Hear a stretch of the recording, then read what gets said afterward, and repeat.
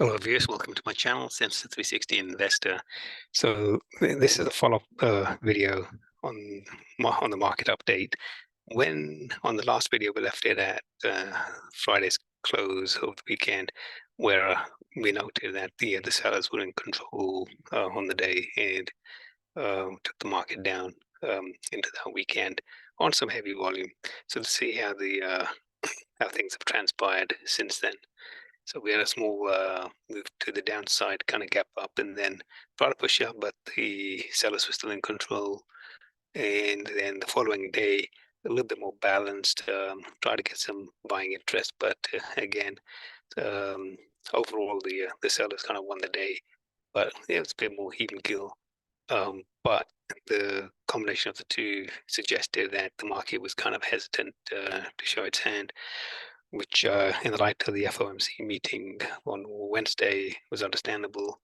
And then we did get the FOMC meeting, and the market sold off based on the comments of Chairman Fed Powell related to higher for longer, which is not new news, but the market chose to react differently on this occasion. And by the end of the day, I believe IBD had taken their viewpoint that the market was in correction, which we'll come back to in a second. Um, then just moving forward, then we had a big gap down, follow through the next day. So that was actually pretty bad.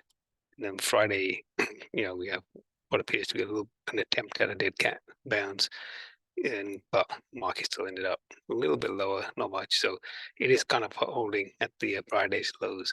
So if we take a look at support levels, so this was the rally day low, and we gapped down through it, confirming the market weakness.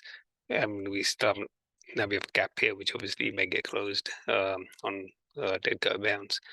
And then we have the rally low itself, which is down here. And note that we have almost touched the same lows of wick on this candle here.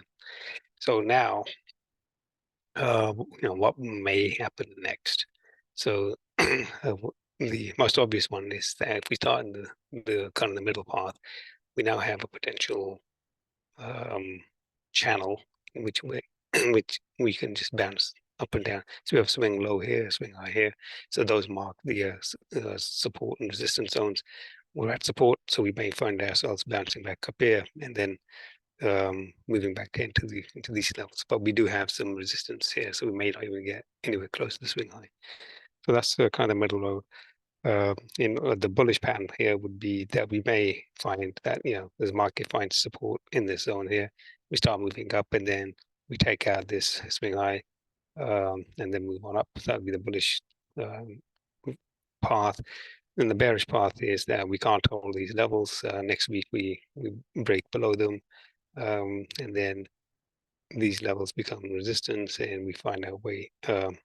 And if we do go down in that path, we now have a short-term downtrend established. So that would confirm bearish action.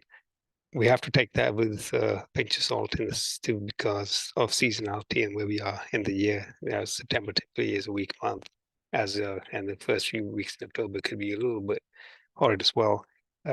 So we are in the weakest part of the year, and this may just be setting us up for a good run into the year-end rally.